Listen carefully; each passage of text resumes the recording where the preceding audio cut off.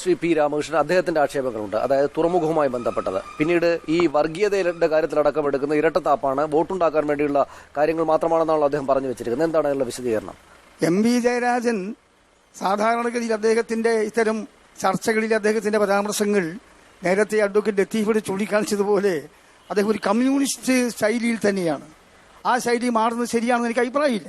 ആ കമ്മ്യൂണിസ്റ്റ് ശൈലിയിൽ തന്നെ അദ്ദേഹം പോകണം. ഞാൻ ചോദിക്കട്ടെ, അഴീക്കൽ തുറമുഖത്തിന്റെ ആ പ്രവർത്തന പദ്ധതി, അതിന് ശക്തമായി ത്വരിതപൂർണമായ ഒരു നടപടി സ്വീകരിച്ചത് എപ്പോഴും മുതലാ? 5 വർഷം ഇടതുപക്ഷ ജനാധിപത്യ മുന്നണിയുടെ ഭരിച്ചില്ലേ?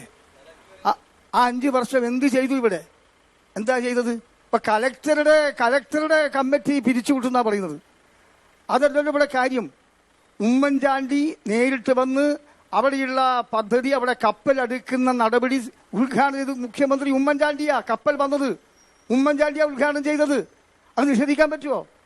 അവിടെ വലിയൊരു സമഗ്രമായ പദ്ധതിക്കാണ് തുടക്കം കുറിച്ചിരിക്കുന്നത്. നേരത്തെ വിമാനത്താവളത്തിന്റെ കാര്യം പറഞ്ഞപ്പോൾ വിമാനത്താവളത്തിന്റെ ആ പ്രവൃത്തി ഉദ്ഘാടനം, ആദ്യം വിമാനം വരുന്ന പദ്ധതിയുടെ ഉദ്ഘാടനം, അത് മാർക്സിസ്റ്റ് പാർട്ടി ബഹിഷ്കരിച്ചു. പക്ഷേ ജനങ്ങൾ സ്വീകരിച്ചു. അതുകൊണ്ട് അഴീക്കൽ തുറമുഖത്തിന്റെ കാര്യത്തിൽ മാർക്സിസ്റ്റ് പാർട്ടി ഭരിക്കുമ്പോഴാണ് നടപടികൾ തുടക്കം കുറിച്ചതെന്ന് പറഞ്ഞാൽ അത് പച്ച നുണയാണ്. മറ്റൊന്ന് വർഗീയത. അത് നേരത്തെ ലത്തീഫോടെ ചൂണ്ടിക്കാണിക്കുകയുണ്ടായി. ഷാജി എപ്പോഴും പറഞ്ഞു, നരേന്ദ്രമോദിയല്ല ഇവിടെ വികസന നയം കൊണ്ടുവന്നത്, ഇന്ത്യൻ നാഷണൽ കോൺഗ്രസ് ആണ്. നരേന്ദ്രമോദി തന്റെ വലിയ സൊള്ളു പറയുക, ഞാൻ വന്നപ്പോഴാ 2 കൊല്ലം കണ്ടവിടെ ഈ രാജ്യത്ത് പുരോഗതി ഉണ്ടായത് പറയാൻ പറ്റുമോ? ഇന്ത്യയുടെ പുരോഗതി എന്ന് പറയുന്നത് 10, 60, 65 വർഷത്തെ പുരോഗതിയാണ്. കോൺഗ്രസിലൂടെ ഉണ്ടായ പുരോഗതി. ഈ വികസന പുരോഗതി എന്നുള്ളത് തുടർച്ചയാണെങ്കിൽ ഈ മണ്ഡലത്തിലെ കാര്യം എടുത്തു വെച്ച് നോക്കിയാൽ കഴിഞ്ഞ 5 വർഷം മാത്രമല്ലേ കെ എം ഷാജി MLA ആയിരുന്നിട്ടുള്ളൂ. ഇത് പ്രകാശൻ മാസ്റ്റർ അടക്കമുള്ളവർ കൊണ്ടുവന്ന തുടർച്ചയാണെന്ന് കാണേണ്ടതല്ലേ? അതിന്റെ ക്രെഡിറ്റ് മുഴുവൻ കെ എം ഷാജിക്ക് മാത്രമായി കൊണ്ടുവന്നത് ശരിയായിരിക്കും. പ്രകാശൻ മാസ്റ്റർ ഉള്ളപ്പോഴുള്ള നമ്മുടെ റോഡിന്റെ സ്ഥിതി എനിക്കറിയാം. പണ്ട് സാഹിത്യകാരൻ സഞ്ജയൻ, എന്റെ ഗ്രാമമാണ് അഴീക്കോട്, അഴീക്കോട്ട് ഇടപോലെ എന്ന് അദ്ദേഹത്തിന് പ്രയോഗമുണ്ട്. ആ ഇടയിലൂടെ പോയാൽ എവിടെയും എത്തൂല.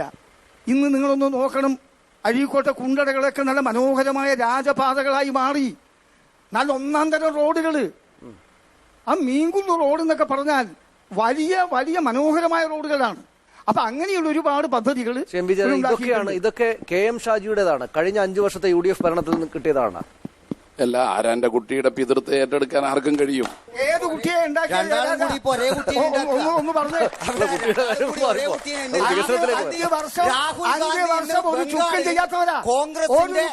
രാഹുൽ ഗാന്ധി കമ്മ്യൂണിസ്റ്റ് ആ രാഷ്ട്രീയ വിഷയത്തിലേക്ക് നമുക്ക് വരാം. താങ്കൾ ഈ വികസനത്തിൽ ഈ സെക്ഷനൊക്കെ തീർക്കാം നമുക്ക്. ഞാൻ ഇവർ രണ്ടുപേരും തമ്മിലടിക്കുന്നത് കാണാൻ വേണ്ടിയിട്ടാണ്.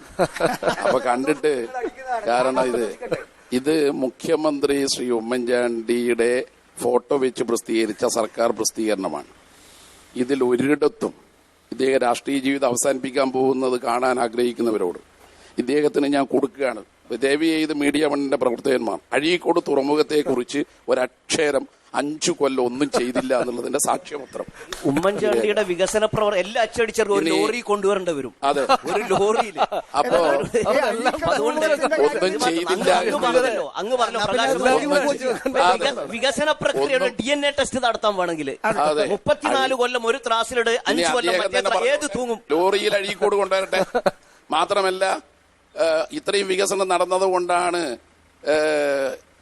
ഹൈക്കമാൻഡിൽ പോയി നോക്കുമ്പോൾ സ്ഥാനാർത്ഥികൾ ഒരുപാടായത്. ലോറിയിലാണ് സ്ഥാനാർത്ഥികളെ കൊണ്ടുപോയത്. അപ്പോ സ്ഥാനാർത്ഥികൾ ഇഷ്ടം പോലെ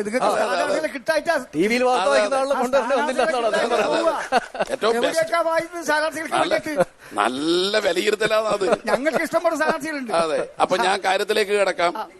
ബഹുമാനപ്പെട്ട ഈ രേഖ ഒന്നും കൂടി കാണിച്ചോട്ടെ. ഈ രേഖ കേരളത്തിലെ UDF ഭരണത്തിനെ പറ്റിയിട്ട് അവരുടെ നേട്ടങ്ങളുടെ പട്ടിക വിശദീകരിക്കുന്ന ഒന്നാണ്. ഒരിടത്തും അഴീക്കോട് തുറമുഖം എന്ന ഒറ്റ വരി ചേർത്താൽ മതി. സത്യസന്ധമായി പറഞ്ഞാൽ ഈ 5 വർഷം അഴീക്കോട് തുറമുഖത്തിന് വേണ്ടി ഒന്നും ചെയ്തിട്ടില്ല. 1 വർഷത്തിനകം തുറമുഖം യാഥാർത്ഥ്യമാക്കുമെന്ന് മുഖ്യമന്ത്രി പറഞ്ഞതാണ് അധികാരത്തിൽ വന്ന ഉടൻ. എന്നാൽ അത് യാഥാർത്ഥ്യമാക്കിയില്ല. ഇപ്പോൾ ഒഴിവിലത്തെ ബജറ്റിലാണ് 3400 കോടി രൂപ എസ്റ്റിമേറ്റ് ഉള്ള ആ തുറമുഖത്തിന് ഒരു 100 കോടി വകയിരുത്തിയത്. പക്ഷെ ഇതിനകം അവിടെ വേണ്ട വികസന പ്രവർത്തനങ്ങൾ ഇടതുപക്ഷ ഗവൺമെന്റ് കാലത്ത് തുടങ്ങി വെച്ചു. അതെങ്കിലും ചെയ്യണ്ടേ, തുടരണ്ടേ? അവിടെ നമുക്ക് 4 പേർക്കും പോകാം. അവിടെ ഇപ്പൊ കപ്പൽ വരുവോ? അങ്ങനെ ഇപ്പൊ ഒന്ന് പോകാം. ഞാൻ റെഡി. ഒരു കപ്പലിനെ കാണാൻ വേണ്ടി ഞാനും ആഗ്രഹിക്കുന്നു. നമുക്കൊരു കപ്പലിനെ കാണാൻ. ഒരു ഉദ്ഘാടനം നടന്നില്ല. കപ്പലല്ലാതെ മട്ടന്നൂർ വിമാനത്താവളം ഉദ്ഘാടനം ചെയ്തല്ലോ. ഉദ്ഘാടനം ചെയ്ത ഫെബ്രുവരി 29 വന്നാൽ അല്ല, പക്ഷേ അതുപോലെയാണ് ഇവിടെയെങ്കിലും ചെയ്തതെങ്കിൽ അത് നാട്ടുകാരോട് അന്ധമായി വികസനത്തെ കാണുന്ന ഒരു പാർട്ടി അന്ധമായി തുറമുഖത്തിന്റെ പൂർണ്ണ സജ്ജമാക്കാൻ നിങ്ങൾക്ക് കഴിഞ്ഞോ എന്ന് ചോദിച്ചാൽ ഇല്ല. ഉണ്ടെങ്കിൽ ആ പേപ്പറിൽ അദ്ദേഹം കാണിച്ചിരിക്കുന്ന ഈ പേപ്പറിൽ അതുണ്ടായാലും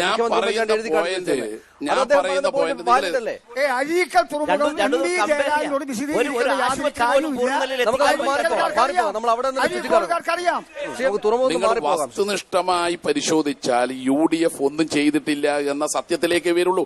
അതാണ് നിങ്ങൾ പ്രകോപിതരാവുന്നത്. അതിന് നിങ്ങൾ തന്നെ രേഖയാണ് ഞാൻ ഉദ്ദേശിച്ചത്. ഞാൻ രേഖ വെച്ചിട്ടേ പറയുന്നുള്ളൂ, അല്ലാതെ ഒന്നും പറയുന്നില്ല. പിന്നെ നരേന്ദ്രമോദി 2002 2000 മുസ്ലിങ്ങളെ കൊന്നൊടുക്കിയ ഒരു നരാധമനായി ചരിത്രം വിലയിരുത്തിയ അദ്ദേഹത്തെ വികസന നായകനായി ആർക്കും അംഗീകരിക്കാൻ കഴിയില്ല. കാരണം ആരോഗ്യ മേഖലയിൽ 1ാം സ്ഥാനത്ത് കേരളം, 19ാം സ്ഥാനത്ത് ഗുജറാത്ത്. ആയുർദൈർഘ്യം 1ാം സ്ഥാനത്ത് കേരളം, 21ാം സ്ഥാനത്ത് ഗുജറാത്ത്. ആളോഹരി വരുമാനത്തിന്റെ കാര്യത്തിൽ 1ാം സ്ഥാനത്ത് കേരളം, 18ാം സ്ഥാനത്ത് ഗുജറാത്ത്. ഇങ്ങനെ എല്ലാ നിലയിലും നോക്കിയാലും വികസനത്തിനും മോഡലല്ല നരേന്ദ്രമോദിയും ഗുജറാത്തും. അപ്പോ ആ രാഷ്ട്രീയം എങ്ങനെ ഷാജി വിലയിരുത്തുന്നു? അതാണ് ഷാജിയുടെ തീവ്രവാദ വിരുദ്ധ പ്രസംഗം എന്ന് പറയുന്നത്. അതര വ്യായാമമാണ്, RSSനെ സംരക്ഷിക്കലാണ്. മറ്റൊരു കാര്യം ഞാൻ പറഞ്ഞേക്കാം. ഇവിടെ എന്തോ ഒരു തെറ്റിദ്ധാരണ മട്ടന്നൂർ വിമാനത്താവളവുമായി ബന്ധപ്പെട്ടുണ്ടായിട്ടുണ്ട്. മട്ടന്നൂർ വിമാനത്താവളത്തിൽ വിമാനം ഇറങ്ങിയിട്ടില്ല.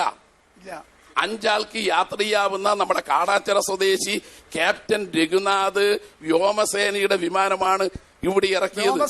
ആ വിമാനം എന്ന് പറയുന്നത് 700 യാത്രക്കാർക്ക് വ്യോമസേനയുടെ വിമാനമല്ല, യാത്രാ വിമാനം.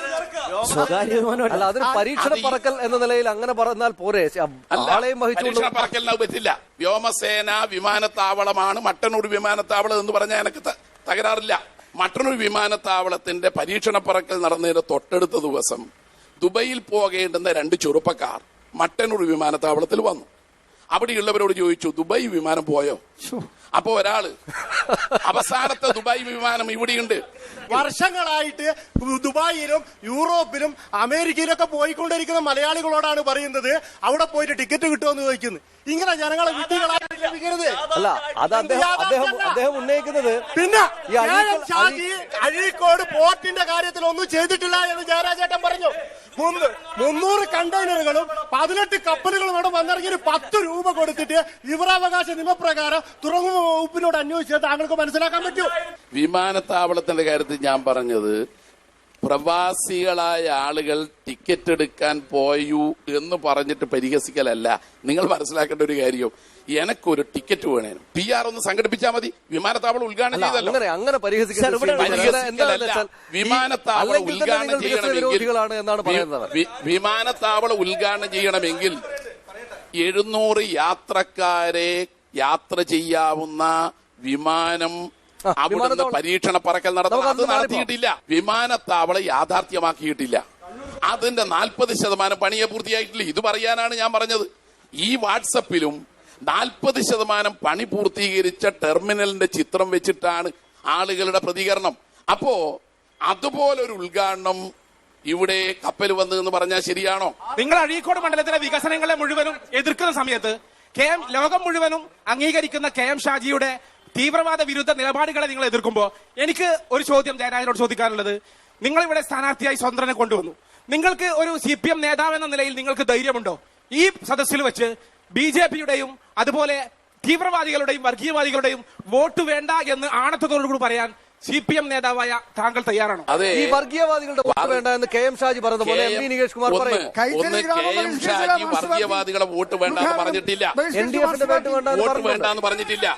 LDF-ന്റെതും പറഞ്ഞിട്ടില്ല, മറ്റൊന്നും പറഞ്ഞിട്ടില്ല. വർഗീയവാദികൾ വോട്ട് ഒരു കാരണവശാലും ഇടതുപക്ഷത്തിന് ചെയ്യില്ല. വർഗീയവാദികളുടെ STP നികേഷ് കുമാർ ഷാജിയുമായുള്ള അഭിമുഖത്തിന്റെ വാട്സ്ആപ്പ് ക്ലിപ്പിംഗ് ഞാൻ പറഞ്ഞു.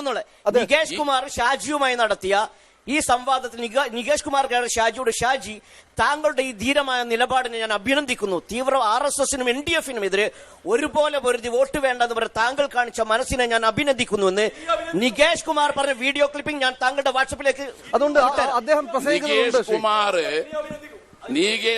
നികേഷ് കുമാർ വർഗീയതക്കെതിരായി തീവ്രവാദത്തിനെതിരായ ഉറച്ച നിലപാടെന്നുള്ള കാര്യത്തിൽ ആർക്കും തർക്കമില്ല.